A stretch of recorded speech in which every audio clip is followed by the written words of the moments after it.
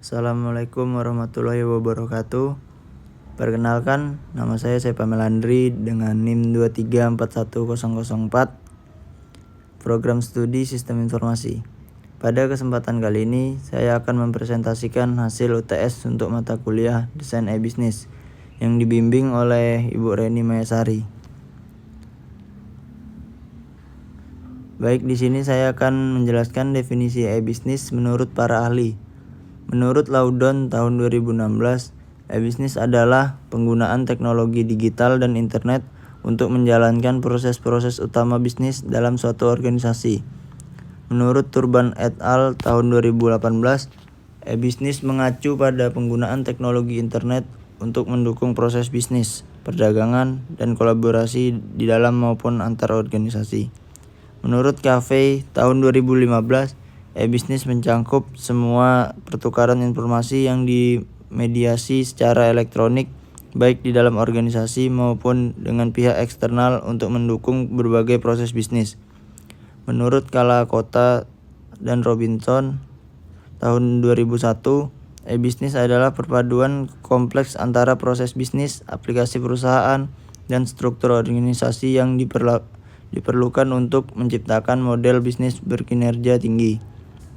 Menurut Kotler dan Keller tahun 2016, e-bisnis melibatkan penggunaan teknologi digital untuk meningkatkan kinerja bisnis, mengintegrasikan proses internal, serta membangun hubungan yang lebih kuat dengan pelanggan dan mitra. Selanjutnya, apa itu perbedaan e-bisnis dan e-commerce? E-bisnis merujuk pada segala bentuk kegiatan bisnis yang dilakukan melalui internet dan teknologi informasi. Ini termasuk kegiatan seperti pemasaran, penjualan, layanan pelanggan, dan manajemen rantai pasokan. Sedangkan e-commerce adalah subkategori dari e-bisnis yang fokus pada kegiatan jual beli produk dan jasa secara online. Ini melibatkan penggunaan platform digital untuk menampilkan produk, menerima pesanan, dan memproses. Selanjutnya, siapa saja yang termasuk dalam pelaku e-bisnis? Pelaku e-bisnis adalah semua pihak yang terlibat dalam kegiatan bisnis berbasis teknologi dan internet, baik secara langsung maupun tidak langsung. Contoh pihak-pihak atau pelaku utama dalam e-bisnis di sini ada 5. Pertama, perusahaan atau penjual. Kedua, konsumen atau pembeli. Ketiga, penyedia layanan keuangan. Keempat, penyedia layanan teknologi dan internet. Yang terakhir, penyedia jasa logistik dan distribusi. Baik, selanjutnya saya akan menjelaskan sedikit tentang pihak-pihak atau pelaku utama dalam e-bisnis. Yang pertama di sini, perusahaan atau penjual merupakan pihak yang menyediakan barang atau jasa melalui media elektronik seperti website, marketplace, aplikasi, dan sebagainya. Contohnya Tokopedia, Shopee, Bukalapak, dan UMKM yang menjual produk lewat Instagram atau website sendiri. Yang kedua, di sini ada konsumen atau pembeli, merupakan pihak yang membeli atau menggunakan produk dan jasa secara online. Contohnya, seseorang yang memesan makanan lewat GoFood atau membeli baju di Shopee. Yang ketiga, ada penyedia layanan keuangan, merupakan pihak yang mendukung sistem pembayaran elektronik. Contohnya, bank digital seperti BCA dan Mandiri Online.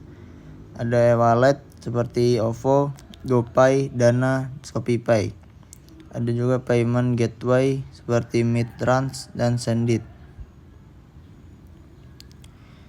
Yang keempat di sini, penyedia layanan teknologi dan internet, merupakan pihak yang menyediakan infrastruktur teknologi untuk jalannya e-bisnis. Contohnya, penyedia hosting seperti Niaga Hoster, Hostinger. Kedua, platform e-commerce seperti Shopify dan WooCommerce. Yang ketiga, jaringan internet seperti IndiHome, Biznet, dan Telkomsel. Yang terakhir di sini ada penyedia jasa logistik dan distribusi, merupakan pihak yang bertanggung jawab mengirimkan produk ke konsumen. Contohnya JNE, JNT, Si Cepat, Ninja Express, dan Pos Indonesia.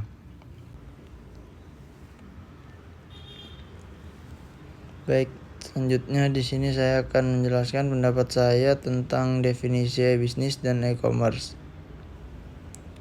E-bisnis adalah kegiatan bisnis yang lebih luas yang memanfaatkan sistem informasi dan teknologi digital seperti internet, intranet, extranet, dan sistem terkomputerisasi lainnya untuk menjalankan seluruh proses bisnis suatu perusahaan.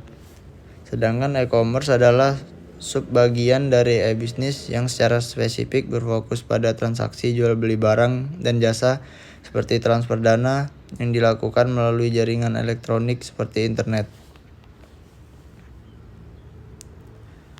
Baik, selanjutnya di sini saya akan menjelaskan mengapa e-government, e-commerce, e-learning, e-marketplace merupakan kegiatan dari e-bisnis.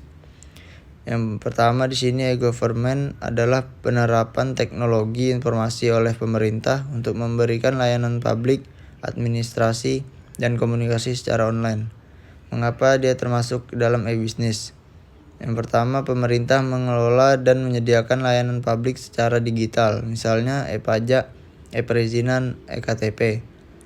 Yang kedua, melibatkan proses bisnis internal pemerintah seperti pengelolaan data, pembayaran, dan pelayanan publik secara elektronik. Yang ketiga, tujuannya sama dengan e-bisnis, meningkatkan efisiensi, transparansi, dan kemudahan layanan. Selanjutnya, e-commerce adalah kegiatan jual beli barang atau jasa secara online melalui internet. Mengapa termasuk ke dalam e-bisnis? Yang pertama, e-commerce adalah bagian utama dari e-bisnis karena merupakan proses transaksi jual beli digital. Yang kedua, melibatkan aktivitas bisnis seperti promosi, penjualan, pengiriman, dan pembayaran online. Yang ketiga, semua proses tersebut merupakan bagian dari sistem bisnis digital atau e-business ecosystem. Yang ketiga, e-learning adalah sistem pembelajaran berbasis teknologi informasi dan internet, di mana pengajar dan peserta didik berinteraksi secara online. Mengapa dia termasuk ke dalam e-bisnis? Yang pertama, e-learning melibatkan proses penyediaan dan pertukaran layanan atau pendidikan melalui sistem digital. Yang kedua, banyak lembaga pendidikan dan perusahaan yang menjual atau mengelola kursus online sebagai produk bisnis. Yang ketiga, termasuk dalam e-bisnis karena ada unsur layanan, transaksi, dan manajemen digital. Baik, yang terakhir, e-marketplace adalah platform digital yang mempertemukan penjual dan pembeli untuk bertransaksi secara online. Mengapa termasuk ke dalam e-bisnis? Yang pertama, e-marketplace adalah bentuk implementasi e-bisnis yang menghubungkan berbagai pihak seperti B2B, B2C, dan C2C secara elektronik. Yang kedua, melibatkan sistem manajemen data, transaksi, logistik, dan pembayaran digital. Yang ketiga, merupakan ekosistem bisnis digital di mana berbagai proses bisnis terjadi secara otomatis dan online. Baik, sekian presentasi dari saya. Assalamualaikum warahmatullahi wabarakatuh.